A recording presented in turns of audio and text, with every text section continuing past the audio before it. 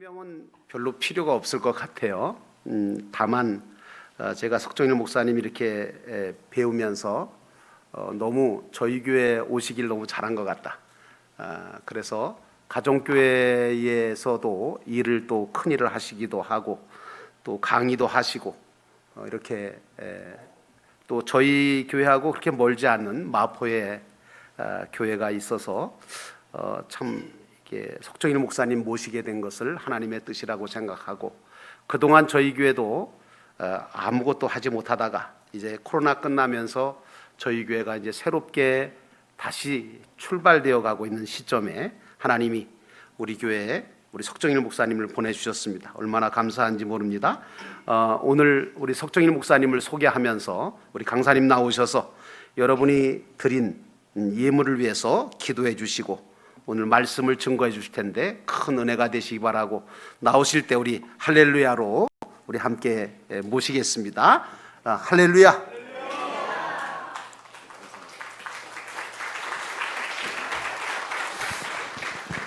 예, 우리 함께 기도하도록 하겠습니다. 예, 하나님 아버지 감사합니다. 저희들 부족한 죄인들 사랑하셔서 하나님의 자녀, 하나님 백성 삼아주시니 너무나 감사합니다. 하나님 참 은혜를 기대하면서 이 자리에 저희들 주일 오후 피곤한 시간이지만 주님 앞에 서 있습니다. 그리고 또 주님께서 베풀어 주실 은총과 은혜를 기대하면서 주님의 역사를 사모하면서 주님 앞에 또 예물을 올려드렸습니다.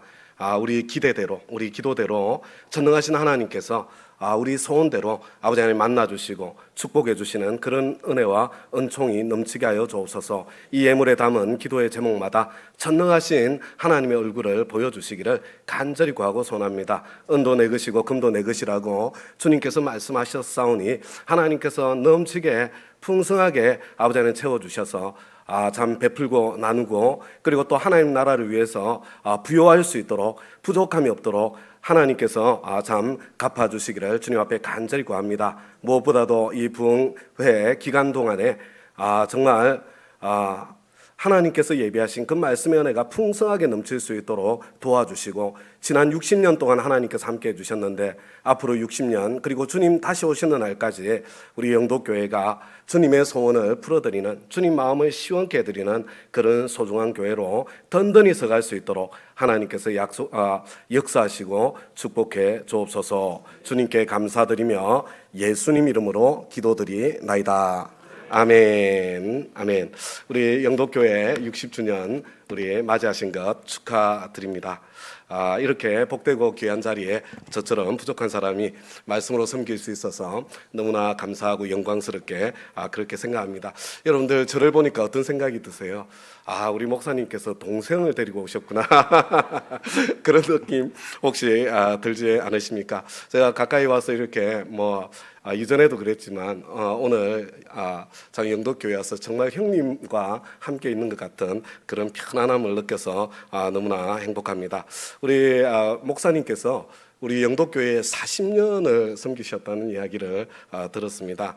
거기다가 건축을 3번 하셨다는 말씀을 들으면서 제가 두 손 두 발 다 들었습니다. 그거 보통 참 힘든 일이 아니거든요.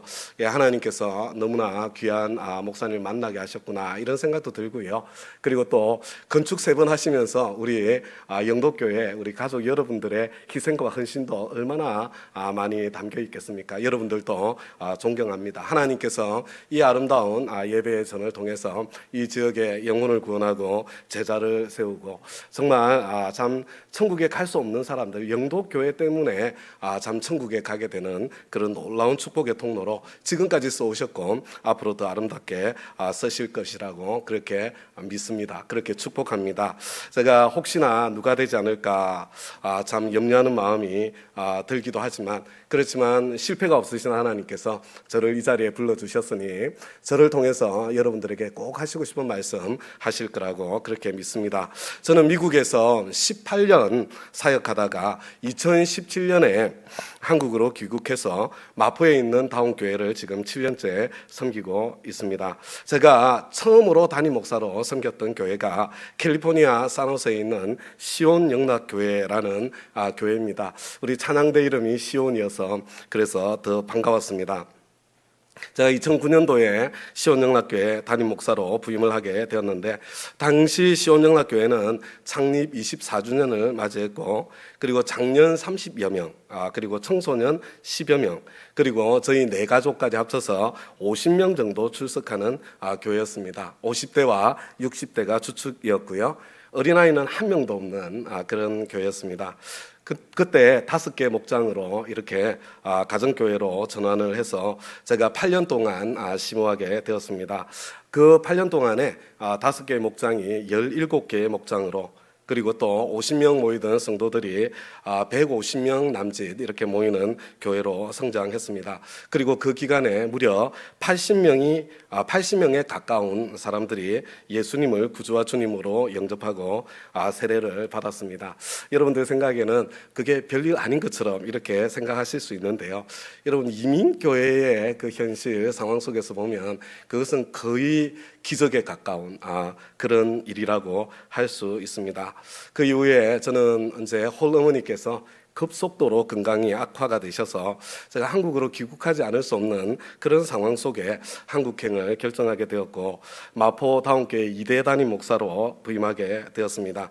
그리고 제가 섬기던 시온영락교회는 저와 함께 동역하던 부목사님으로 계시던 목사님께서 담임 목사님이 되셨고요. 그리고 지금까지 제가 섬길 때보다 더 이렇게 탁월하게 건강하게 행복하게 영혼 구원하고 제자 삼는 그런 목회를 하고 계셔서 얼마나 감사한지 모르겠습니다. 시온영락교회 제가 부임할 때는요, 이 담임 목사님이 한동안 없는 그런 상태였습니다. 거기다가 제 전임 목사님이 바로 교회 근처에 교회를 개척하셔가지고 새로 교회를 시작한 상황이었습니다. 그런데 그 당시에 이 시온영락교회에서 제일 열심히 헌신적으로 섬기시던 젊은 안수 집사님 부부가 저의 부임이 딱 결정되고 난 뒤에 제가 부임하기 전에 교회를 옮겨야 되겠다, 그렇게 결심을 했다는 소식을 전해 들었습니다. 담임 목사도 없는 그런 교회에 이렇게 교회를 떠나는 것은 굉장히 의리도 없고 이렇게 그래서는 안 되겠다, 이런 생각이 들었는데, 이제 새 담임 목사님이 결정되었으니까 새 담임 목사님 오셔가지고 괜히 관계가 형성되면 떠나기도 불편하고 힘들고, 그러니까 담임 목사님 오시기 전에 교회를 떠나야 본인들 마음이 편안하겠다, 이런 참 생각이었던 것 같습니다. 제가 공식적으로 부임도 하기 전이었지만 너무나 다급해서 그래서 그분들을 찾아 만났습니다. 그런데 그분이 그때 저에게 하셨던 말씀이 굉장히 인상적이었습니다. 제가 교회가 자꾸 힘들어서 교회를 떠나겠다는 것이 아닙니다. 제가 이 교회에 계속해서 남아 있어야 될 이유를 모르기 때문에 떠나야 되겠습니다. 저는 지난 10년 동안 이 교회를 출석했는데 아무도 서로 기도 제목을 나누지 않습니다. 입원을 해도 이사를 해도 힘들고 어려운 일이 있어도 그런 일이 다 지나고 난 뒤에야 비로소 소식을 듣게 됩니다. 영도교회 가족 여러분, 당시 제가 이렇게 섬기기 시작했던 그 교회 어떤 분위기였을지 혹시 상상이 가십니까? 무슨 힘들고 어려운 일이 생기면 아니 저 사람 예수 잘 믿는 것처럼 보이는데 무슨 몰래 짓는 큰 죄가 있길래, 무슨 숨겨진 죄가 있길래 하나님께서 저런 어려움을 주시나, 그런 수군거림, 그런 오해를 받게 될까 봐 교회 도움, 형제 자매의 기도가 가장 절실하게 필요로 할 때에 겉으로는 아무 일도 없는 것처럼 그렇게 하면서 그 어려운 시기를 정작 혼자서 통과해야 되는 그런 분위기. 영도교회 성도 여러분, 슬픔을 나누는 게, 어려움을 나누는 게 쉬울까요? 아니면 기쁨을 함께 나누는 게 쉬울까요? 여러분, 사실은요, 슬픔을 나누기보다 더 힘든 것이 어떤 때는요, 기쁨을 나누는 것일 수 있습니다. 척박한 이민 생활에 이리 찌들리고 저리 찌들려 살고 계신 분들이 모인 그 교회에서 뭐 기쁨의 소식, 축복의 소식, 응답의 소식 이게 나누는 것이요 마치 잔인한 일을 하는 것처럼 그렇게 느껴지는 그런 시기를 보냈습니다.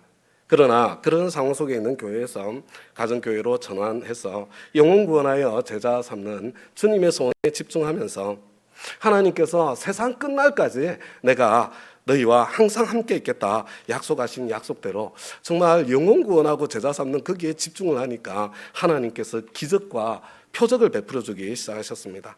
그래서 진짜 기도 제목을 솔직하게 나눌 수 있는 교회, 하나님의 기적을 기대하는 가운데 함께 기도하는 교회, 그래서 아픔을 넘어서 기도 응답의 기쁨과 감사를 풍성하게 함께 나누는 교회, 형제가 기도 응답을 받으면 소망이 생기는 거예요. 하나님, 다음은 제 차례지요.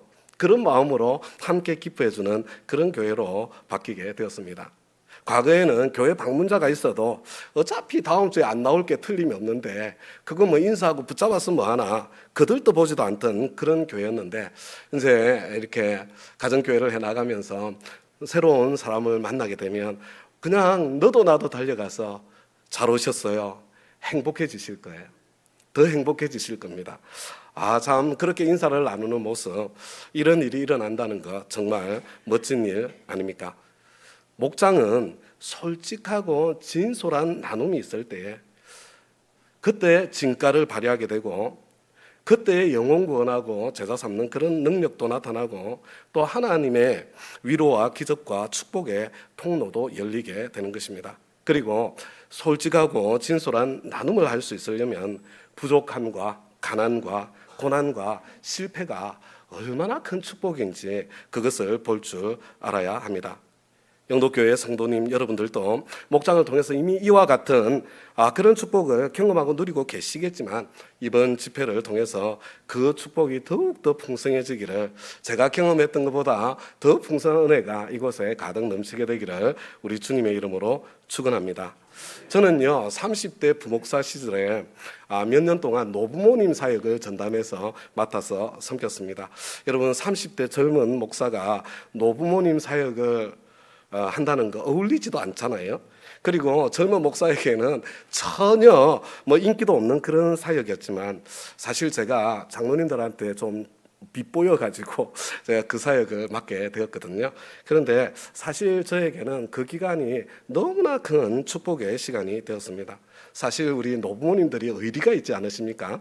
그때 참 함께 신앙생활했던 우리 노부모님들께서 지금은 사실은 많이 거의 대부분 천국으로 이렇게 가셨지만 저의 목회에, 지금까지 저의 목회에 가장 든든한 기도의 후원자로 여전히 의리 있게 이렇게 연결되어 있어서 하나님께 너무나도 감사합니다. 여러분, 이 노부모님들께서 성경에 있는 여러 말씀 중에 제일 좋아하는 말씀이 있다면 저는 그것이 당연코 시편 23편 말씀이라고 생각합니다. 저는 우리 어르신들이 왜 이렇게 시편 23편을 좋아하시는지 그때는 잘 이해할 수가 없었습니다. 그러나 제 인생에 좀 철이 조금씩 들어가면서 완전히는 아니어도 왜 그토록 시편 23편을 좋아하시는지 그 이유를 조금은 알 것 같습니다. 어느덧 저 자신에게도 제가 가장 좋아하는 말씀이 시편 23편 말씀이 되었고, 그래서 저는 매년 고난주간 특별 새벽기도회를 가지면서 시편 23편을 함께 암송하고 묵상하고 노래하고 10년이 넘도록 저는 그렇게 시편 23편 말씀을 설교해 왔습니다. 사실 시편 23편은요 저의 목회의 전부이고 그리고 가정교회의 진수도 담겨 있습니다. 인생의 전부가 담겨 있고 신앙생활에 진수가 담겨 있고 십자가 복음의 깊이가 담겨 있는 바로 성경 말씀이 시편 23편입니다. 여러분, 교회에서 암송 대회를 할 때도 시편 23편을 암송하는 경우가 많죠. 다운 교회에서는요, 우리 영유아부 아이들이 갓난쟁이 때 이제 처음 나오잖아요. 4살에 영유아부를 떠나게 되는데 영유아부를 떠날 때는 다 시편 23편을 줄줄 암송하면서 영유아부를 떠나게 됩니다. 그런데 어린 아이들이 여호와는 나의 목자시니 내가 부족함이 없으리로다 뭐 이렇게 시편 23편을 암송하는 것과 여러분 연세가 70이 되고 80이 되신 우리 안수 집사님, 장로님, 권사님들이 눈을 지그시 감으시고 여호와는 나의 목자시니 내가 부족함이 없으리로다. 이렇게 참 한 단어 한 단어를 천천히 읊조려 나갈 때 그 느낌과 그 깊이는 전혀 다른 것입니다. 인생의 깊이가 전혀 다르기 때문입니다. 개신교는 깊이가 없고 천박하다는 그런 비난을 종종 받습니다. 실제로 그렇게 느껴질 때가 적지 않게 있습니다. 예수를 잘 믿는다고 하는데 교회 정말 열심히 다니고 교회 생활 정말 열심히 하는데 성경 공부 많이 하는데 그런데 그렇게 신앙생활 열심히 하면 할수록 더 까칠해지고 더 깐깐해지고 더 날카로워지고 더 차가워지는 아니 교회 정말 열심히 다니는 것 같은데 가까이 하기에는 싫은 그런 사람으로 변해가는 분들을 때때로 만나지 않습니까? 정말 안타깝고 슬프고 속상한 일입니다.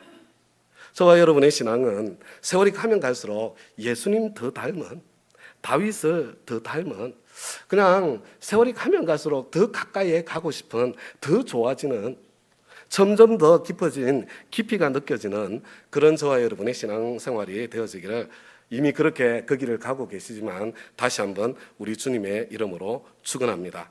여러분 우리 시편 23편 여기 이 자리에 계신 분들 모두 암송이 되시나요? 한번 같이 암송해 보실까요? 우리 보니까 여기에 6절까지 다 들어있어서 너무 좋더라고요. 여러분 암송이 되시는 분은 암송을 한번 해보시고요. 안 되시는 분들은 보고 읽으시면서요. 우리 한번 시편 23편을 한번 같이 읽어보겠습니다. 시작. 여호와는 나의 목자시니 내게 부족함이 없으리로다. 그가 나를 푸른 풀밭에 누이시며 쉴 만한 물가로 인도하시는도다. 내 영혼을 소생시키시고 자기 이름을 위하여 의의 길로 인도하시는도다. 내가 사망의 음침한 골짜기로 다닐지라도 해를 두려워하지 않을 것은 주께서 나와 함께 하심이라. 주의 지팡이와 막대기가 나를 안위하시나이다. 주께서 내 원수의 목전에서 내게 상을 차려주시고 기름을 내 머리에 부으셨으니 내 잔이 넘치나이다.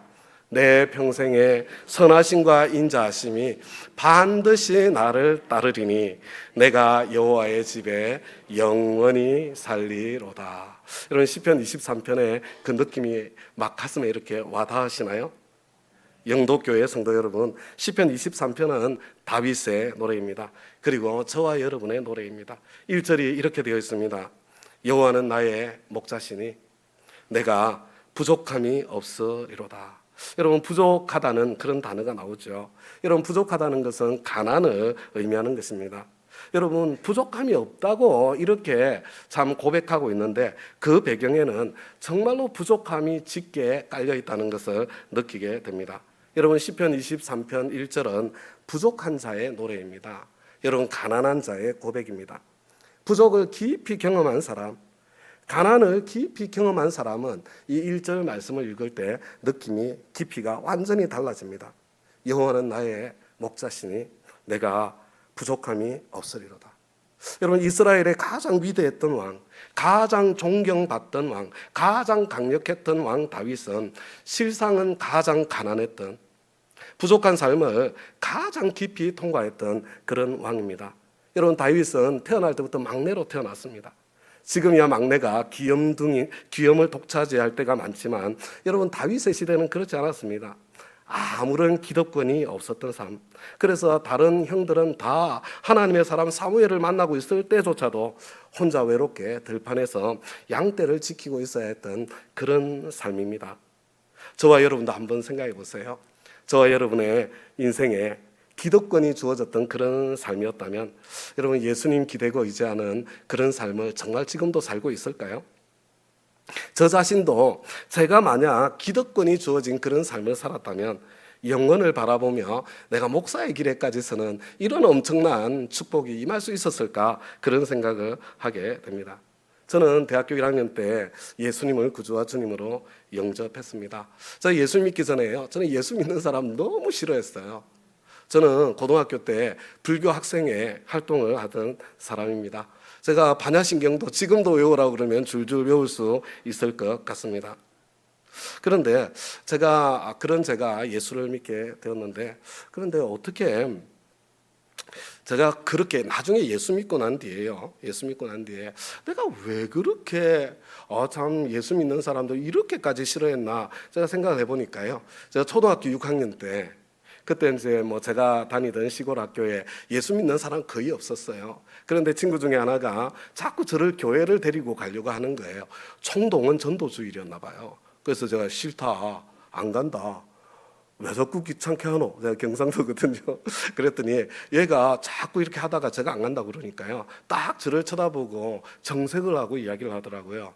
니는 예수를 안 믿으니까 지옥 가고 나는 예수를 믿어서 천당 간대. 그렇게 이야기를 하더라고요. 근데 제가 어린 마음에도요. 그게 저는 도저히 받아들일 수가 없었어요. 여러분 딱 보시면 아시지 않겠어요? 저는 굉장히 착한 어린이였거든요. 공부도 잘하죠. 부모님 말씀도 잘 듣죠. 제가 보니까 천당을 가면 제가 천당을 가지. 그 친구는 참 이렇게 개구장이었습니다. 여학생들 고무줄도 끊고 있잖아요. 때때로 이렇게 선생님 하지 말라는 것도 하고, 아니 공부도 저보다 못하지. 뭐 말썽도 부리지. 지옥에 가면 지가 지옥에 갈 것 같은데, 예수 믿는다고 자기는 천당 가고 저는 지옥에 간다고 그러니까. 여하튼 어린 마음에도요, 말도 안 된다, 웃기고 자빠졌네, 그런 생각이 제 마음속에 들었습니다. 저는 예수 믿는 사람이 싫었습니다. 자기 할 일 그냥 지가 열심히 하면 되는데 그거 제대로 안 하면서 그냥 기도한다고, 자기 할 일이나 열심히 하지, 인생의 루저들이나 예수를 믿는다는 그런 생각을 하게 되었습니다. 그러나 제가 고등학교 2학년 때 저희 아버님께서 이렇게 세상을 떠나시는 일이 생겼습니다. 뭐 좋은 일이 아니었고요. 아버님께서 농약을 드시고 자살을 하는 사건이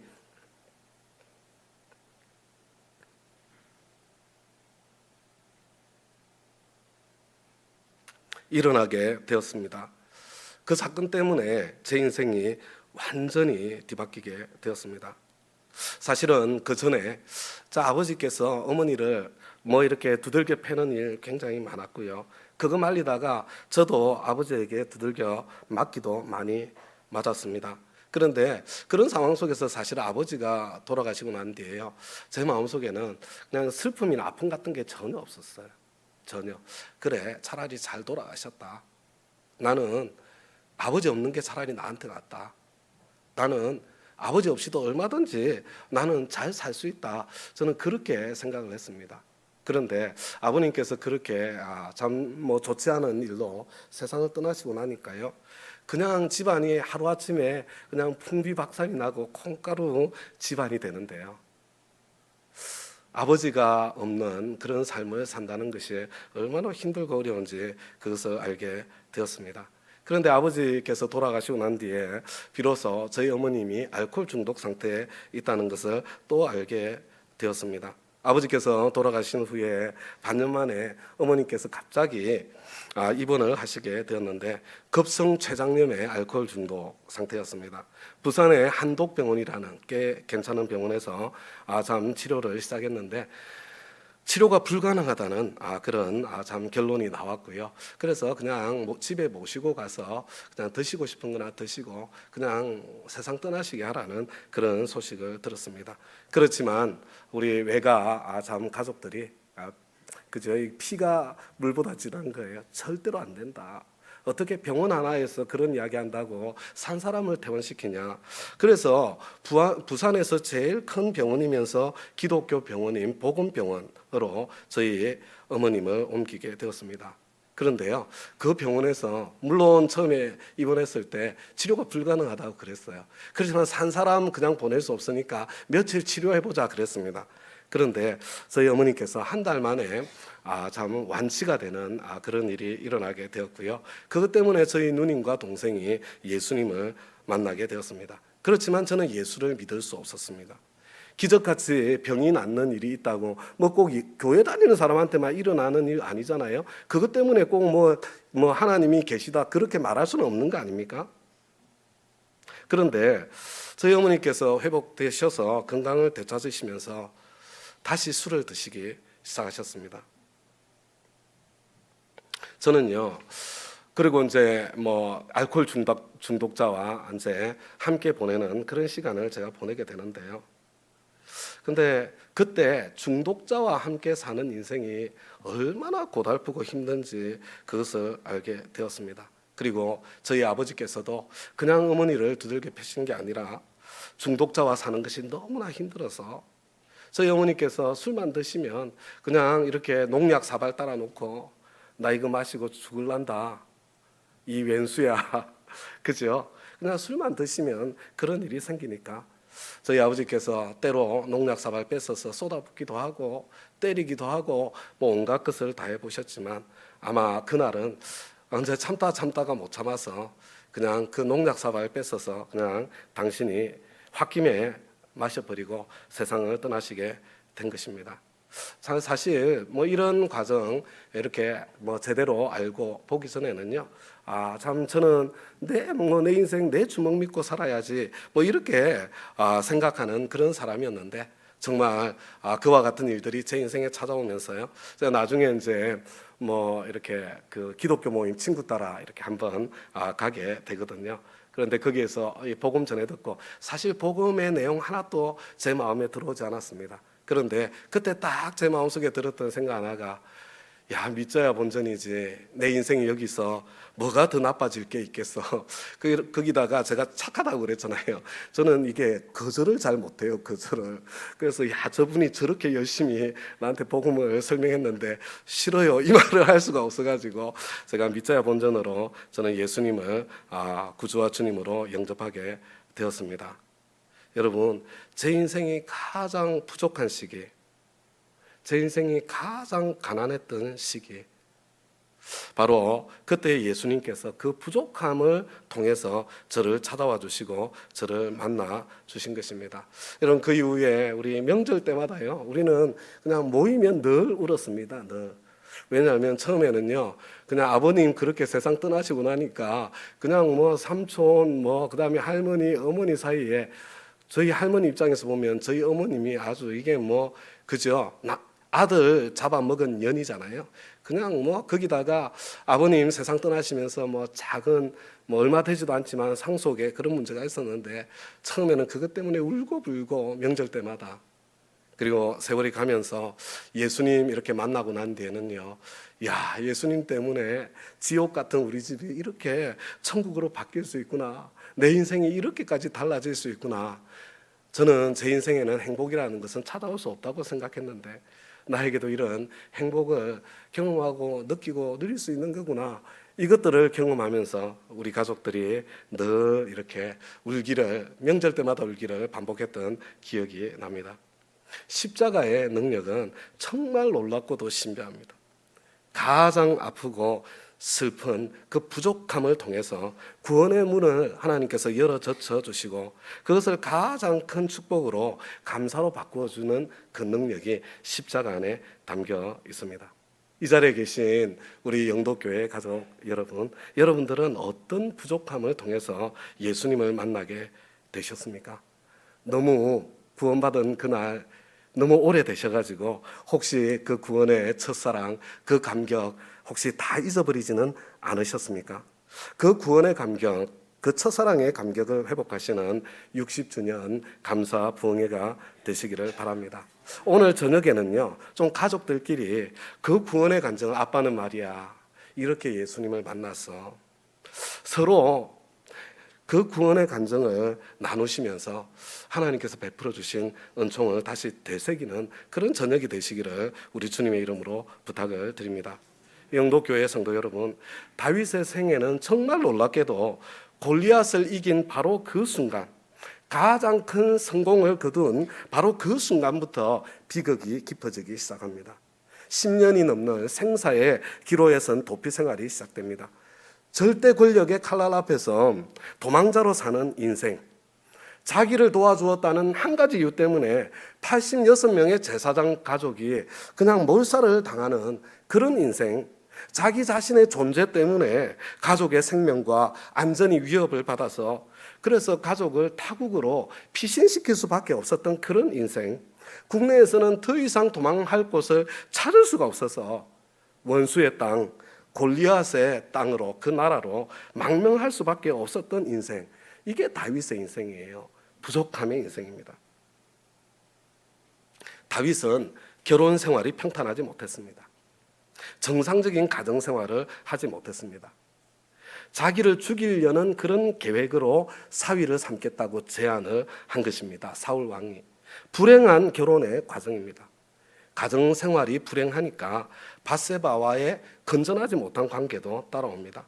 그 결과로 자신의 그 죄를 감추기 위해서 살인까지 저지르게 됩니다.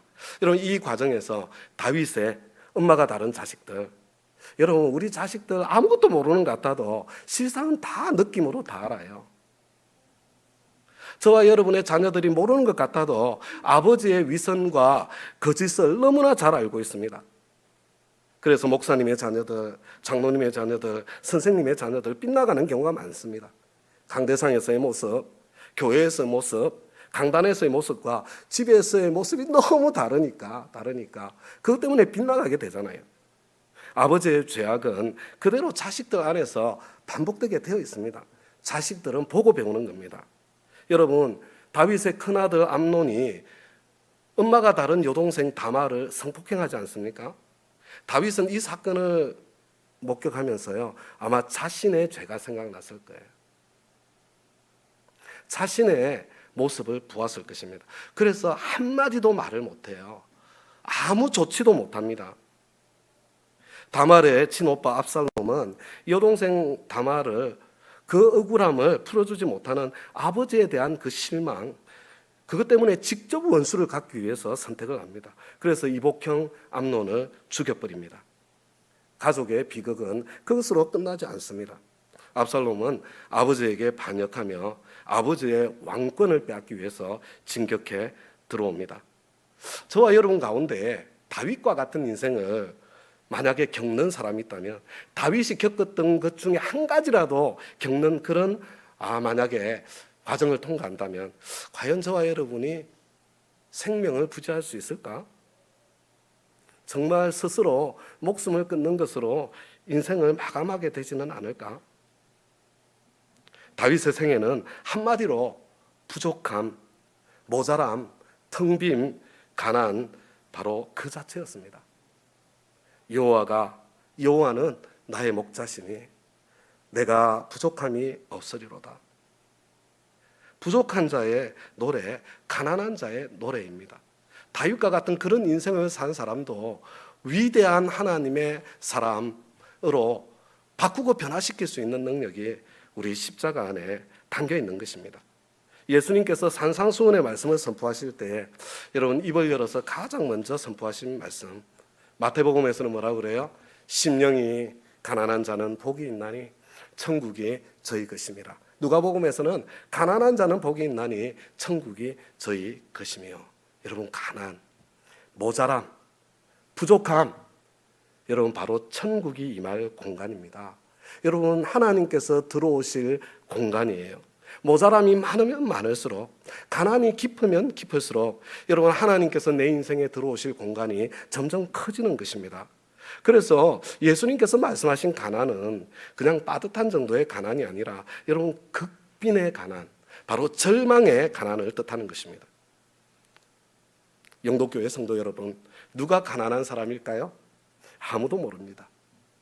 물질적으로는 가난해 보여도 물질적으로는 너무너무 가난한데 원망, 불평, 부자에 대한 적개심, 시기심으로 가득 찬 사람이 있습니다.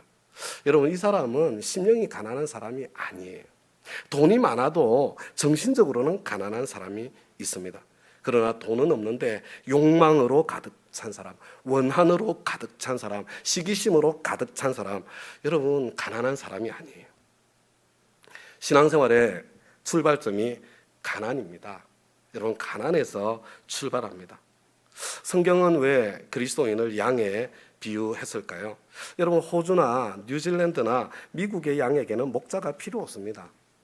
싸나운 짐승도 없고 도둑도 없습니다.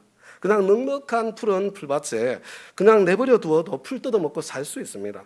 목자가 필요 없는 양들입니다. 그러나 성경의 양은 여러분 팔레스틴 땅, 그 척박한 땅의 양입니다.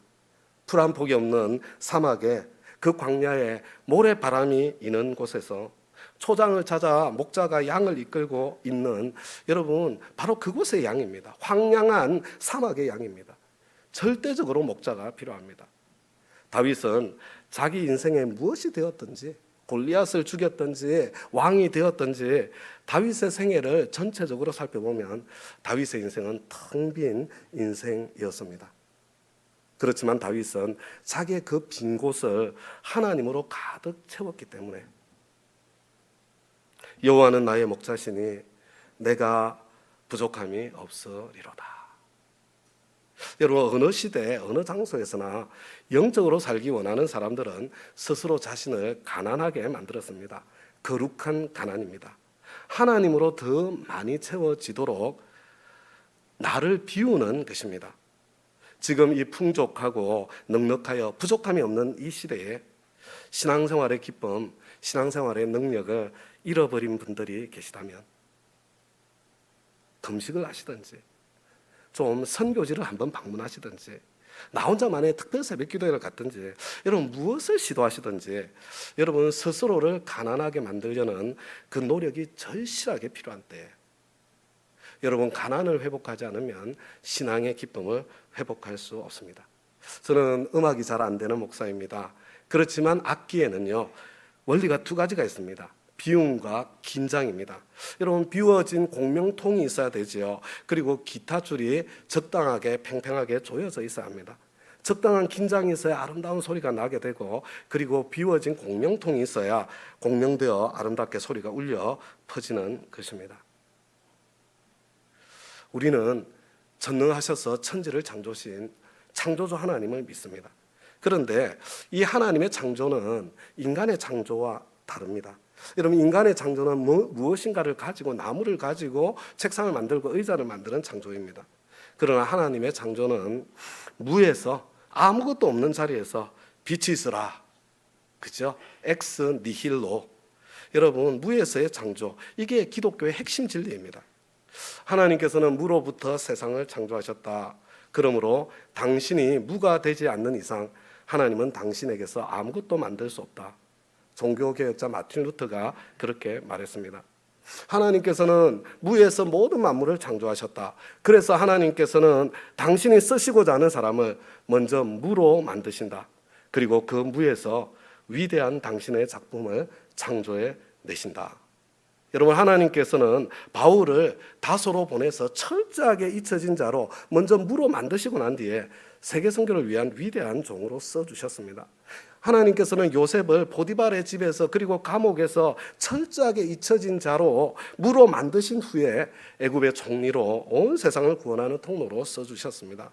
하나님께서는 다윗을 그 사울의 칼 끝에서 먼저 무로 만드시고 난 뒤에 그리고 위대한 왕으로 사용하셨습니다. 저와 여러분이 이해할 수 없는 고난의 자리, 철저하게 무시당하는 자리, 자존심이 상하고 무너지는 자리, 여러분 부족한 그 자리에 서 계시다면 하나님께서 저와 여러분을 위대하게 써주시기 위해서 무로 만드시는 과정 속에 있다는 것. 여러분, 그때 내 자존심 내가 지켜보려고 아둥바둥 그리시면 안 되는 거예요. 내가 거기서 한번 살아보겠다고 아둥바둥 발버둥 치시면 안 되는 겁니다. 여러분, 만약에 그런 과정을 통과하고 계시다면요, 여러분 납작하게 엎드려야 돼요. 납작. 그리고 철저하게 무가 되기를, 하나님 저는 아무것도 아닙니다. 철저하게 무가 되기를 선택하실 줄 알아야 합니다. 그래야 그 고난의 기간이 끝이 나고요, 하나님께서 나를 다음 단계로 이끌어 가시는 것을 경험하게 될 것입니다. 예수님께서 말씀하셨습니다. 화 있을진저 이제 너희 배부른 자여. 누가복음 6장에 있습니다. 여러분, 이 시대에 교회의 가장 큰 문제가 무엇입니까? 저와 여러분의 신앙생활에 가장 큰 문제가 무엇입니까? 너무 배가 불렀습니다. 교회의 모든 심각한 문제는 목사도 교인도 너무 배가 부른 것입니다. 하나님을 내 배 부르기 위한, 내 욕망과 탐욕을 끝없이 채우기 위한 그런 수단으로 전락시켜 버렸습니다. 하나님이 단순한 기계가 되어버렸습니다. 밴딩머신, 자판기처럼 하나님을 생각합니다. 도깨비 방망이, 램프 속에 지니가 되어버렸습니다. 하나님은 나를 위해서 기계같이 움직여야 되는 그런 수단으로 전락해버린 것입니다. 여러분, 이렇게 되면요, 그냥 하나님을 믿는 게 아니에요. 그냥 하나님을 꼭두각시로 전락시킨 것입니다. 헌금을 해도, 기도를 해도 나를 비우기 위한 것이 아니라 나의 탐욕을 끝없이 채우기 위한 그런 통로로 전락해버리는 것을 보게 됩니다.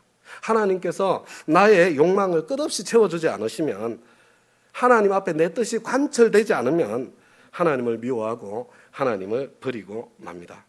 그러나 영도교회 성도 여러분, 하나님께서는 저와 여러분의 탐욕을 끝없이 채워주시는 분이 아닙니다. 그가 나를 푸른 초장에 누이시고 실만한 물가로 인도하시는도다. 여러분, 여기서 핵심은요, 이 누이시고라는 단어예요. 여러분, 여기서 이 누이시고는요, 내 배가 터지게 불러가지고 게으르게 지금 들어눕는 그런 누움이 아니에요. 이거는요, 목자가 강제로 때려서 눕힌다는 그런 뜻입니다. 광야 생활에 여러분 어쩌다가 푸른 초장을 만났습니다. 끝없이 먹고 싶습니다. 언제 다시 이 초장을 만나서 또 먹을 수 있을지 모릅니다. 어리석은 양은 그 탐욕 채우기를 멈출 줄을 모릅니다. 그런데 영도교회 성도 여러분, 양은 되새김질을 하는 동물입니다. 되새김질을 하지 않으면 죽습니다. 한참 풀을 뜯어먹고 있는데, 한참 나의 탐욕을 채워가고 있는데 목자가 지팡이로 탁탁 때려서 너 그만 먹어야 돼. 나무 그늘 아래 강제로 묶어 눕혀놓는 것입니다. 여러분, 양의 입장에서 보면요, 그냥 속이 터지는 겁니다. 이건 고통이고 고난입니다. 하고 싶은 것을 하지 못하는 고통, 하기 싫은 일을 해야 하는 고통입니다. 이게 고난입니다. 내 욕심대로 풀을 뜯어먹지 못하도록 꼼짝없이 강제로 눕혀진 것입니다. 그러나 바로 그 자리에서 되새김질을 하며 양분을 섭취해야 건강하게 살아나는 것입니다. 시편 23편 2절은 고난당한 자의 노래예요. 고난의 그 축복, 그 가치를 깨달은 사람의 고백입니다. 1절은 가난한 자의 노래, 부족한 자의 노래. 2절은 고난당하는 자의 노래, 아픈 자의 노래, 아픔을 아는 자의 노래입니다. 여러분, 이 양은요, 가장 넘어지기 쉬운 동물입니다. 배는 똥똥한데 다리가 짧습니다. 여러분, 비탈길에서 넘어지면 자기 힘으로 일어나지 못합니다. 평지 밖에 다닐 수 없습니다. 여러분, 양에게는요, 절대적으로 목자가 필요합니다. 염소에게는 목자가 필요 없습니다. 그러나 양에게는 목자가 필요합니다. 여러분, 일이 내 뜻대로 풀리지 않는 상처, 인생의 어떤 통증, 인생을 많이 인생앓이를 하는 것, 일부러 정할 필요는 없지만 영적인 관점에서 보면요, 이것은 큰 축복의 시간입니다. 하나님은 우리의 그 상처를 헤집고 그 자리에서 저와 여러분을 깊이 만나 주시는 것입니다. 영도교회 성도 여러분, 병 중에 가장 무서운 병은 통증이 없는 병입니다. 여러분, 복받은 병은 통증이 많은 병입니다. 여러분, 감기 몸살 얼마나 통증이 많습니까?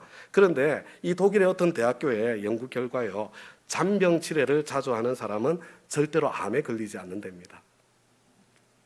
정말 무서운 병은 통증이 없는 병입니다. 암은 완전히 드러날 때까지 통증이 없습니다. 여러분, 에이즈는 아무런 통증을 느끼지 못합니다. 고난이 없으면 고난을 만들어서 즐기는 동물이 바로 인간입니다. 그것을 스포츠라고 합니다. 여러분, 영적인 삶에서 이 고난은요, 신비 그 자체입니다. 우리는 왜 그런 아픈 고난이 나에게 닥쳐오는지 다 이해할 수가 없습니다. 여러분, 대부분의 고난은 그저 자업자득이죠. 그러나 어떤 고난은 다른 사람의 죄 때문에 단체 기합으로 받는 고난입니다. 어떤 고난은 죄와 관계없이 훈련의 목적으로 받습니다. 어떤 고난은 사탄 마귀의 공격입니다. 어떤 고난은 다른 사람들의 그냥 짐을 대신 져주는 대속적인 고난입니다. 고난의 비밀을 다 알 수는 없지만 고난을 통해서 하나님은 우리의 삶에 깊이 오셔서 우리를 만나 주십니다. 그래서 우리 영도교회 가족 여러분, 혹시 지금 고난의 자리에 있다면 일단 감사하셔야 되고요. 고난의 번지수를 빨리 찾아야 됩니다. 여러분, 첫째로 고난을 통과하지 않고서는 애굽의 잔재를 털어낼 수가 없습니다. 여러분, 저와 여러분은요, 소금에 쩔여 있는 것처럼 세상에 쩔여 있습니다. 그런데 내 힘으로는 그것을 절대로 털어낼 수가 없습니다. 여러분, 그 애굽의 잔재를 털어내는 과정이 광야 생활이에요. 고난을 통해서입니다. 우리는 고난을 통해서 애굽의 깊이 젖은 생활을 청산합니다. 우리의 자아는 내가 깨려고 해도 깰 수가 없는 거예요. 인생의 통증을 느끼면서 나의 울타리를 넘어 다른 사람이 비로소 보이기 시작하는 겁니다. 자아가 그때 깨어지는 거예요. 둘째로, 고난을 통해서 저와 여러분의 우선순위가 바뀌게 됩니다. 여러분, 목사님들의 위기는 주님보다 교회를 더 사랑할 때 주로 찾아옵니다. 나의 모든 것을 다 쏟아놓은 바로 그 교회에서 배신과 배척을 당하면서 그때 비로소 우선순위가 바뀌게 되죠. 교회보다 주님을 더 사랑하게 됩니다. 이런 목자의 위기는 주님보다 목장을 더 사랑할 때 찾아옵니다. 나의 모든 것을 쏟아놓은 바로 그 목장 식구들로부터 아픔의 시간을 통과하면서 목장보다 주님을 더 사랑하기를 배우게 되는 거죠. 주님보다 더 사랑한 나의 직장, 주님보다 더 사랑한 나의 사업, 주님보다 더 사랑한 나의 자녀들, 주님보다 더 사랑한 나의 남편, 나의 아내. 여러분, 거기에 참 배신의 아픔을 통과하면서 내 뜻대로 되지 않는 그런 아픔의 시간을 통과하면서 그때 비로소 우선순위가 조정됩니다. 주님을 더 사랑하게 되는 거죠. 셋째로, 고난을 통해서만 저와 여러분은 더 강해집니다. 다윗은 나의 눈물을 주의 병에 담으소서, 그런 고백을 했습니다. 바로 그 눈물의 시간을 통과하면서 위대하고 강인한 이스라엘의 왕으로 훈련되어지고 세워졌습니다.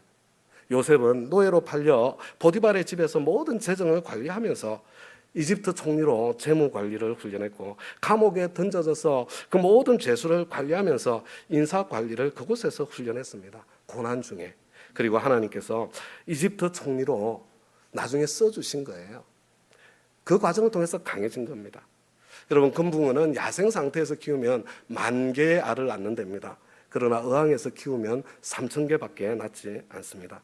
이게 고난의 신비입니다.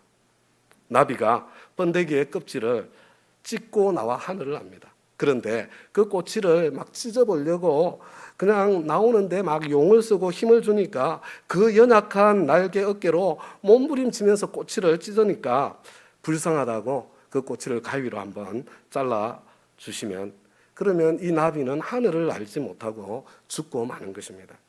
여러분, 이것이 고난의 신비입니다. 저와 여러분의 인생에는 고난이 가득합니다. 그럼에도 불구하고 우리는 기뻐할 수 있습니다. 우리 주님께서는 항상 기뻐하라 명령하셨습니다. 여러분, 기쁨과 즐거움은 다른 거예요. 웃으면서 아기 낳는 사람 한 사람도 없습니다. 그러나 아기를 낳는 것은 슬픈 것이 아니라 괴로운 것입니다. 아기를 낳으면서 괴롭지만 우리는 기뻐할 수 있습니다. 엄마가 되는 기쁨, 새 생명이 탄생하는 기쁨, 진정한 가족이 되는 기쁨. 고난은 언제나 괴롭습니다. 그러나 언제나 슬픈 것은 아닙니다. 괴롭지만 그 결과를 바라보기 때문에, 그 열매를 바라보기 때문에 우리는 기쁘게 고난의 시간을 통과할 수 있는 것입니다.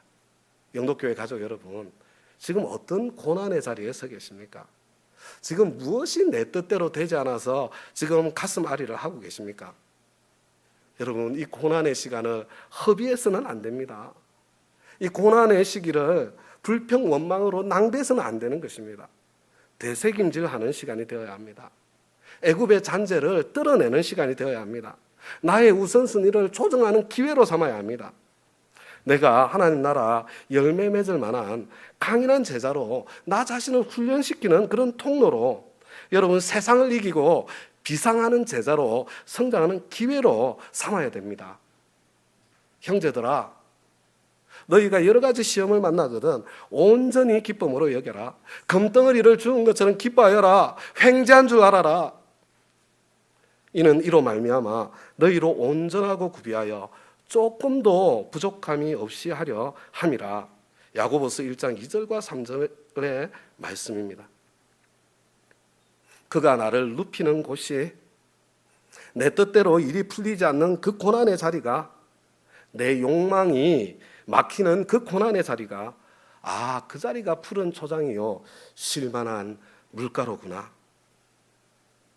세상은 넘침을 추구합니다. 그러나 넘치면 영혼은 죽습니다. 여러분, 일이 내 뜻대로 되지 않을 때 여러분 그때 불평 원망 대신에 여러분 감사하시기를 부탁드립니다. 오늘 제가 3절까지 나누어야 내일 6절까지 나누고요. 그 다음에 또 우리 주기도문 함께 나눌 수 있었어요. 우리 조금 더 3절까지만 하고 오늘 마무리하도록 하겠습니다. 내 영혼을 소생시키시고 자기 이름을 위하여 나를 의의 길로 인도하시는 도다. 여러분, 여기서 소생이라는 단어가 있잖아요. 여러분, 영어로는요 이 소생이 renewal이라는 단어입니다. 여러분, 왜 소생이 필요할까요?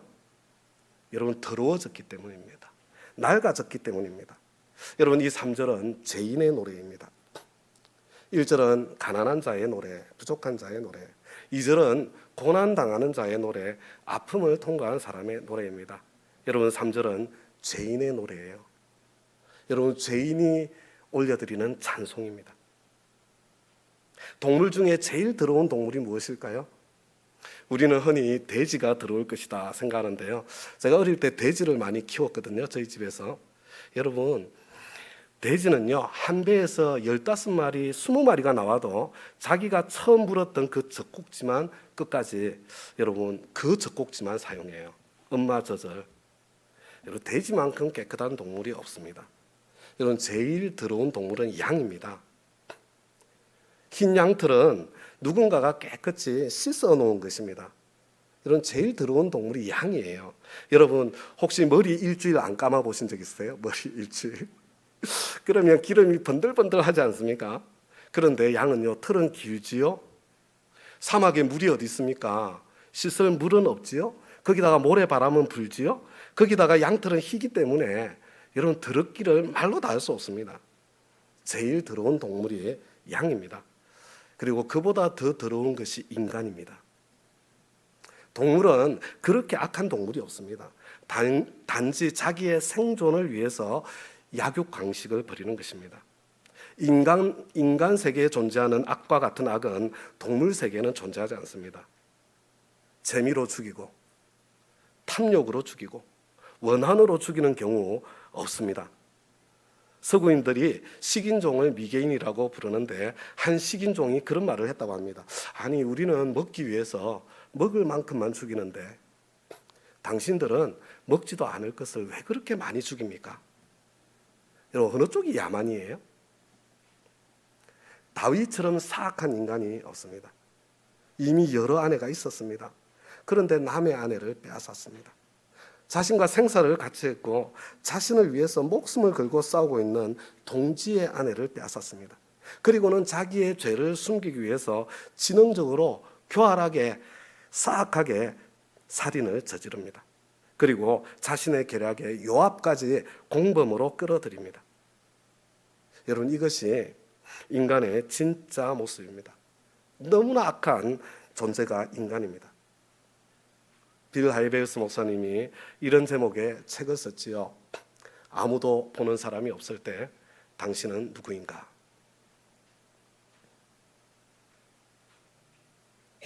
아무도 보는 사람이 없을 때 여러분은 누구십니까? 바로 그때의 나가 진짜 나입니다.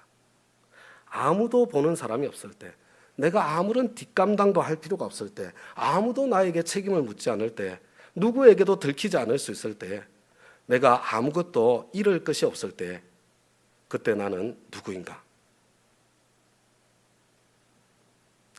내가 핏대를 올리며 비난하는 그 사람의 자리에 내가 섰다고 생각해 보세요. 과연 그때 나는 어떤 사람이 될 것인가? 저와 여러분은 죄인과 악인을 구별할 줄 알아야 합니다. 여러분, 예수님은 죄인을 구원하러 오신 것이 악인을 구원하러 오신 것이 아닙니다. 사람은 누구나 다 죄인입니다. 저와 여러분 죄인입니다. 그래서 저와 여러분이 가면을 쓰죠. 여러분, 어떤 때는 가면을 쓰는 것이 좋습니다. 만약에 지금 이 자리에서 저와 여러분 모두가 내 가면을 다 벗고 맨 얼굴로 서로 대한다면 아마 서로 부끄러워가지고 이 자리에 아무도 남지 못할 것입니다. 어떤 때는 가면을 쓰는 것이 필요합니다. 어떤 때는 의도적으로 가면을 써야 합니다. 가면 안 쓴 사람은 존재하지 않습니다. 신앙이 무엇인가? 여러분, 가면을 쓰는 것이 필요할 때도 있고 유익할 때도 있지만 살아계신 하나님 앞에 설 때에 그 순간만큼은 내가 쓰고 있던 모든 가면을 다 벗는 것, 여러분, 그것이 신앙입니다. 그런데 하도 가면을 쓰고 살다 보니까 가면을 쓴 내 모습이 진짜 내 모습인 줄 착각할 때가 오게 됩니다. 여러분, 바로 그때가 죄인이 악인으로 변하는 순간입니다. 죄인은 자기가 가면을 쓰고 있다는 것을 알고 그것을 인정하면서 사는 사람입니다. 그래서 양심의 가책을 느끼고 죄책감을 느끼죠. 여러분, 이거 하나님의 선물입니다. 그러나 악인은 더 이상 죄책감을 느끼지 않습니다. 그래서 유명한 정신과 의사 스카펙, 죄인은 감옥에 많고 악인은 교회당에 많다. 특히 목사들 가운데, 부흥사들 가운데 많다. 어떻게 그렇게 악한 일들이 교회 안에서 아무런 양심의 가책 없이 어떻게 그런 일이 일어날 수 있다는 말입니까? 예수님은 죄인을 구원하러 오셨지 악인을 구원하러 오신 것이 아닙니다. 악인은 자기 죄를 의식하지 못하기 때문에 구원 자체가 불가능한 존재입니다. 양은 동물 중에 제일 더러운 동물입니다. 털이 길기 때문에 더 더러워집니다. 털이 희기 때문에 더 더러워집니다. 양만큼 더러운 동물 찾기 어렵습니다. 여러분, 양이 깨끗해지려면 누군가 씻어주어야 그래야 양이 깨끗할 수 있는 거예요. 다윗은 정말 사악한 인간이었습니다. 아주 구체적으로 죄를 지었습니다. 그리고 죄를 숨겼습니다. 완전 범죄를 추구했습니다. 그런데 자기 뜻대로 되지 않습니다. 여러분, 사람이 일이 자기 뜻대로 되지 않을 때는 하나님의 깊은 뜻이 펼쳐지고 있다는 것, 그걸 볼 줄 알아야 됩니다. 일이 내 뜻대로 안 될 때는 하나님의 손이 움직이고 있는 것입니다. 바세바가 덜컥 임신을 해버렸습니다. 다윗의 뜻대로 되지 않았습니다. 하나님의 깊은 뜻이 있는 것입니다. 우리아가 그렇게 노력했는데도 바세바와 동침하지 않습니다. 다윗의 뜻대로 되지 않았습니다. 지금 하나님의 뜻이 펼쳐지고 있습니다. 그러나 다윗은 결국 우리아를 적군의 손에 붙여서 죽여버리는 것으로 하나님의 뜻에 끝까지 저항합니다. 나단이 이야기로 다윗의 죄를 지적했을 때 다윗은 사람이 어떻게 그럴 수 있는가? 그 사람을 당장에 죽여버려라 명령합니다. 여러분, 공동의회나 재직회나 당회 같은 데서요, 매몰차게 다른 사람을 비난하고 비판하고 정죄하는 사람들, 사람이 어떻게 그럴 수가 있는가, 이런 말 자주 하시는 분들, 쉽게 흥분하시는 분들, 남의 잘못이, 남의 허물이, 남의 약점이 자꾸 내 눈에 들어오시는 분들, 사실은 자기 자신의 죄의 문제가 하나님 앞에서 해결이 안 되신 분들이세요. 가면 벗은 자기의 진짜 모습을 하나님 앞에서 볼 줄 모르는 사람들입니다. 나단이 바로 그때 왕이시여, 당신이 바로 그 사람입니다, 그렇게 외쳤을 때 다윗은 그때 비로소 눈이 열리고 자기 자신의 참모습을 직면하게 된 것입니다. 내가 여호와께 범죄했습니다. 가면 벗은 자신의 모습을 직시하고 그것을 정직하게 하나님 앞에 인정하고 아파하고 회개하고, 그리고 하나님 앞에 나아갔을 때 하나님께서는 나단을 통해 선포하시죠. 여호와께서 당신의 죄를 용서하셨습니다. 자기 자신의 가면 벗은 모습, 나의 진짜 모습, 아무도 보지 않는 곳에서 나의 모습, 절대로 들키지 않을 것 같은 상황 속에서 내 모습, 하나님 앞에서 바로 그런 나의 모습을 직면하게 될 때, 그런 나의 모습을 직면할 줄 모르면 여러분, 나에게는 희망이 없는 거예요. 희망이. 여러분, 직면해도 희망이 없고 직면하지 못해도 희망이 없는 거예요. 인간 편에서는 가망이 없습니다. 여러분, 다윗 편에서는요, 구원의 가능성 자체가 없습니다. 다윗이 의지할 수 있는 것은 절대적인 하나님의 사랑, 절대적인 하나님의 용서, 그거 외에는 기댈 것이 없습니다. 여러분, 다윗이 진정으로 위대하게 된 때는 죄가 무엇인지 그것을 깨닫고 난 뒤부터입니다. 여러분 한 번만 우리 생각해 보십시다. 사과가 달리기 때문에 사과나무입니까? 사과나무이기 때문에 사과가 달리는 것입니까? 자, 사과가 달리니까 사과나무예요? 사과나무이기 때문에 사과가 달리나요? 여러분 아무리 사과나무라도 겨울에는 사과가 안 달립니다. 그래도 사과나무예요. 아무리 사과나무라도 어릴 때는 사과가 안 달립니다. 그래도 사과나무입니다. 여러분 조건이 맞지 않아서 그 자리에 서지 않아서 달리지 않았을 뿐입니다. 여러분 사과나무에는요 조건만 맞으면 상황만 되면 사과가 달리게 되어 있습니다. 그래서요 저와 여러분이 그 내가 삿대질하는 그 사람과 같은 상황에 섰을 때 나는 과연 어떤 열매를 맺을 것인가 그것을 볼 줄 알아야 되는 것입니다. 저와 여러분 인간이 죄를 지어서 죄인입니까? 아닙니다. 우리는 죄를 짓기 때문에 죄인이 아니에요. 여러분 죄인으로 태어났기 때문에 죄인입니다. 모태에서 죄 중에 잉태되고 죄 중에 태어났습니다. 여러분 죄인으로 태어나서 나 자신도 용서할 수 없는 그런 엄청난 죄를 짓고 난 후에야 여러분 자신이 어떤 죄인인지 그것을 철저하게 깨닫고 절망하게 됩니다. 오직 하나님의 절대적인 사랑, 하나님의 절대적인 용서, 예수 그리스도의 절대적인 십자가의 능력 그것밖에 없다는 것을 그때 비로소 알게 되는 거죠. 여러분 예수님께서 왜 다윗의 후손으로 오셨을까? 왜 예수님의 족보에는 시아버지와의 관계 속에 자식을 낳은 다말, 장녀 기생의 이방 여인이었던 라합, 아버지와 딸과의 관계 속에 탄생한 모압 족속 여인 룻, 우리아의 아내였으면서 다윗의 아들을 낳은 바세바. 아니 신사임당 같은 여자들도 얼마든지 많이 있었을 텐데 그런 여성들의 이름은 와 다 빼고 이런 여자들만 예수님의 족보에 등장시킬까요? 예수님께서 죄인을 구원하시기 위해서 오셨는데 내가 죄인임을 뼈저리게 자각하지 못하는 사람에게 여러분 구원의 희망이 정말로 존재할까요? 저와 여러분이 어떤 과거에 엄청난 죄를 지었다고 하더라도요 여러분 그것 때문에 내가 죄인이라는 것을 뼈저리게 깨달았다면 그것이야말로 그 무엇과도 비교할 수 없는 하나님의 축복이라는 것을 여러분 그것을 볼 줄 알아야 됩니다.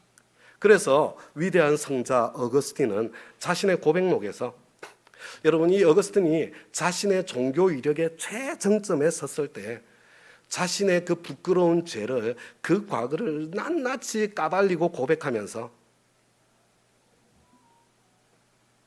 O my happy sin, 오 나의 행복한 죄악이여. 보통 사람들은 이해할 수 없는 내가 그 죄 때문에 주님을 만났구나. 십자가는 그런 추악한 인간인 나를 지금 이와 같은 사람으로 바꿀 수 있는 능력이 있구나. 하나님 앞에 그렇게 노래할 수 있었던 것입니다.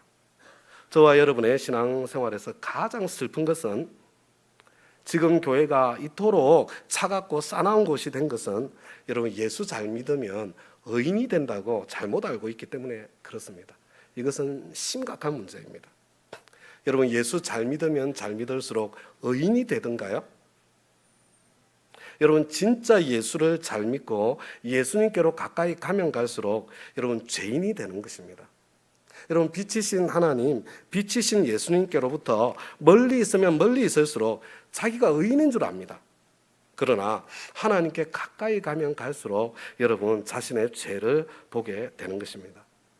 교회의 가장 심각한 문제는 의인들로 가득 차 있다는 것입니다.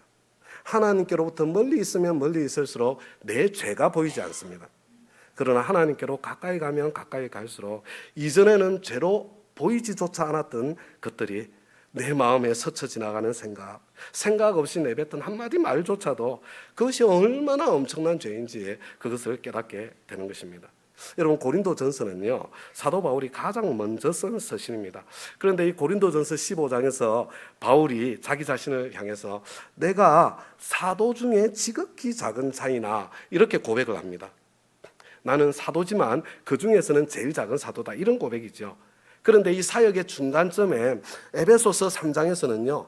모든 성도 중에 지극히 작은 자보다 더 작은 자라고 자신을 소개하고 고백합니다.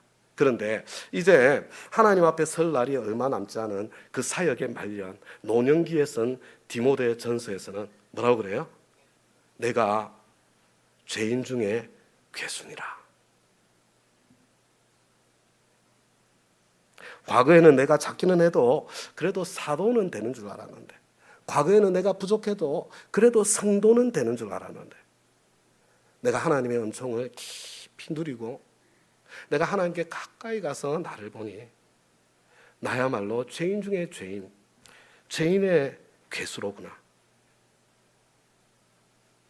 사도 바울은 이 죄인의 영성을 가지고 있었기 때문에 그토록 큰 헌신, 그토록 큰 충성, 그토록 아름다운 열매, 그런 것들이 있었음에도 불구하고 교만해질 수가 없었습니다. 오직 십자가만 자랑할 수밖에 없었습니다. 죄인 중에 괴수기 때문에. 저는 가끔 가다가 그런 분들을 만납니다. 저는 죄가 너무 많아서 교회 못 가요. 저 같은 사람이 어떻게 교회를 가요? 가슴 아픈 이야기입니다. 이런 교회는 자칭 의인들만 모여있는 그런 공동체가 되었다는 뜻입니다. 교회가 의인들의 집단이 된 것. 그래서 교회는 교회를 가장 필요로 하는 사람들이 더 이상 찾아갈 수 없는 곳이 되어버렸습니다. 그래서 영혼 구원의 능력을 잃어버린 것입니다. 예수님은 세리와 창녀들의 친구가 되셨는데, 바리새인들과 서기관들과는 친구가 될 수 없으셨는데, 그런데 지금 이 시대의 교회는 반대가 되고 말았습니다. 영도교회 가족 여러분, 바리새인들, 서기관을 우습게 알면 안 됩니다. 그들은 종교적이고 도덕적인 사람들이었습니다. 그러나 이들은 죄인은 아니었습니다. 그들은 의인이었습니다. 그래서 그들이 할 수 있는 것은 정죄하고 비난하고 심판하는 것, 그것뿐이었습니다. 어떻게 사람이 그럴 수 있는가? 어떻게 신자라고 그러면서 그럴 수 있는가? 어떻게 교회 다닌다고 그러면서 그럴 수 있는가? 흥분하고 분노하는 것밖에 할 줄 모르는 겁니다. 그러나 예수님께서는 자신의 의로움 때문에 당당했던 바리새인들의 기도는 거절하시고요, 오히려 고개를 들지 못하고 회개하던 세리의 기도를 받으시고 그를 의롭다고 인정해 주셨습니다. 수도사들의 격언이 있습니다.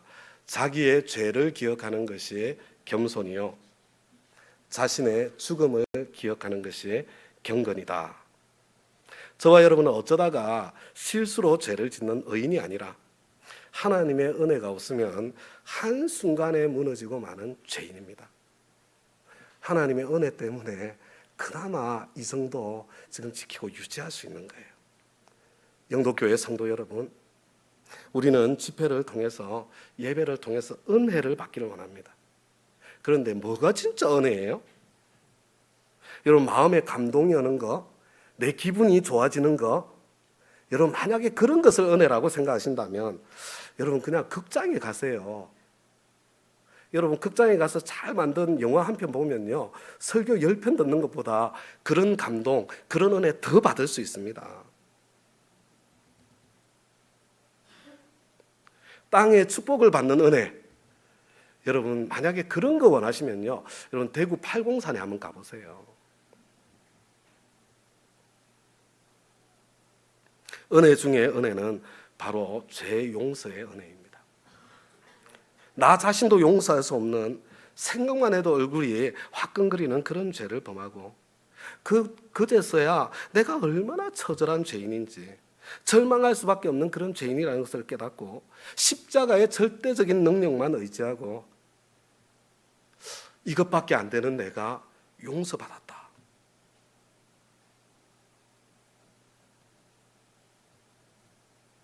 죄 용서의 은혜가 가장 큰 은혜이고 그것이 가장 큰 축복입니다. 여러분, 거기에서 진정한 신앙의 삶이 시작되는 것입니다. 그래서 성경에서는요, 이 용서의 은혜를 인간이 누리기가 너무나 힘드니까 용서에 대해서는 언제나 극단적이에요. 안 믿으니까 하나님의 용서가 얼마나 큰지를 모르는 거예요. Too good to believe. 도저히 믿어지지 않아요. 그래서 뭐라고 그래요? 동이 서에서 먼 것처럼 동과 서는 만날 수 없잖아요. 너희 죄가 주홍같이 붉을지라도 양털같이 희리라. 너희 죄를 깊은 바다 속에 던져버리시고 다시 못 건져 올리도록 너희의 죄를 다시는 기억하지 않겠다. 저와 여러분이 그 용서를 받은 사람들이에요. 죄 용서의 은혜를 받은 사람은 자기를 자랑할 수 없습니다. 교만해질 수 없습니다. 겸손해지는 비결이 무엇인가? 다른 사람을 용납하고 품어줄 줄 아는 따뜻한 사람이 되는 비결이 무엇인가? 여러분, 나의 삶을, 내 인생을 영화를 보듯 필름을 되돌려 보세요. 내가 얼마나 악하고 내가 얼마나 지저분했는지. 지금도 겉으로는 멀쩡해도 속에서는 온갖 얼마나 더러운 것들이 오가는 존재인지. 여러분, 그것을 자꾸 기억하는 것입니다. 그걸 자꾸 기억하면 할수록 예수님의 은총, 예수님의 사랑, 예수님의 용서, 예수님의 십자가가 더욱더 절실해지는 거예요. 주님, 저는 지금도 주님의 십자가가 필요합니다. 나의 죄를 기억하는 것이 겸손이고 나의 죽음을 기억하는 것이 경건입니다. 그래서 예수님께서는 가난한 자는 복이 있다. 애통하는 자, 울고 있는 자, 의에 줄이고 목마른 자는 복이 있다. 의에 줄인다. 나에게는 의가 없다는 거예요. 나의 죄 때문에 나는 절망하고 슬퍼한다. 복 있는 사람입니다. 천국이 그 사람의 것입니다. 여러분, 신앙생활이 재미가 없고 힘이 드십니까? 적게 용서받은 사람은 적게 사랑하고 많이 용서받은 사람은 많이 사랑하게 되어 있습니다. 용서의 은혜가 적기 때문이에요. 가면을 벗은 진짜 자신의 모습을 보지 못했기 때문입니다. 가면을 벗은 진짜 자신의 모습을 하나님 앞에 한 번도 가지고 나가보지 않았기 때문에 그럴 가능성이 많습니다. 여러분, 기독교가 왜 복음인 줄 아십니까? 가장 처절한 것을, 가장 더러운 것을 가장 아름다운 것으로 바꿔주기 때문에 복음입니다. 가난함, 그 부족함을, 고난, 그 아픔을, 그 죄, 그 더러움, 그 절망을 가장 큰 감사로 바꿔주는 능력이 십자가 안에 담겨있기 때문에 그래서 복음입니다.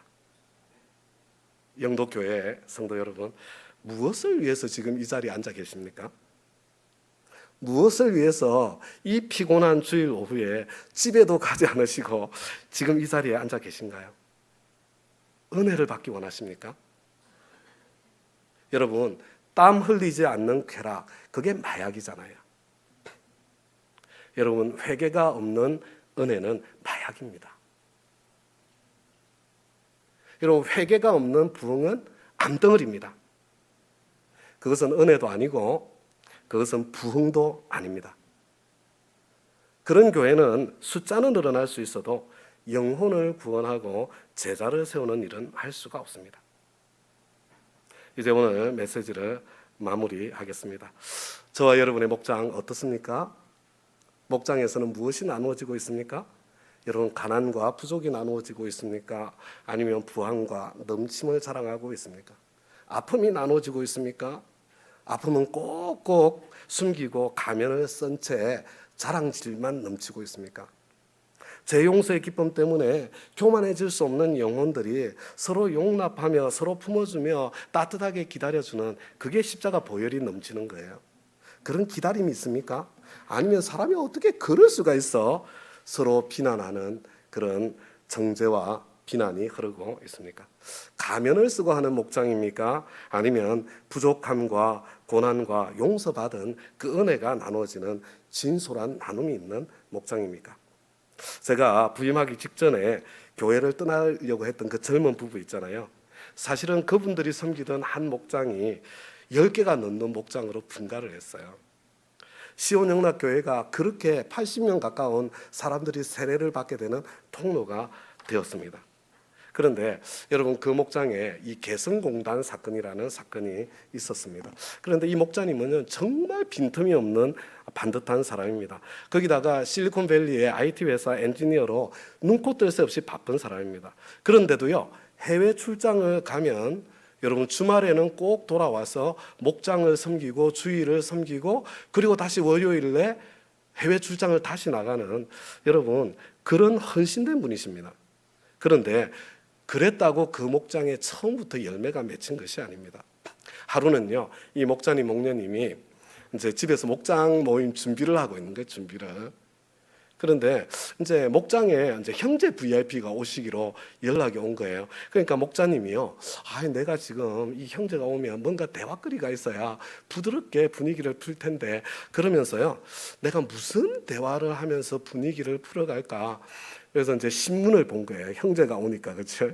그때 한참 개성공단 이야기가 신문에 많이 나올 때였습니다.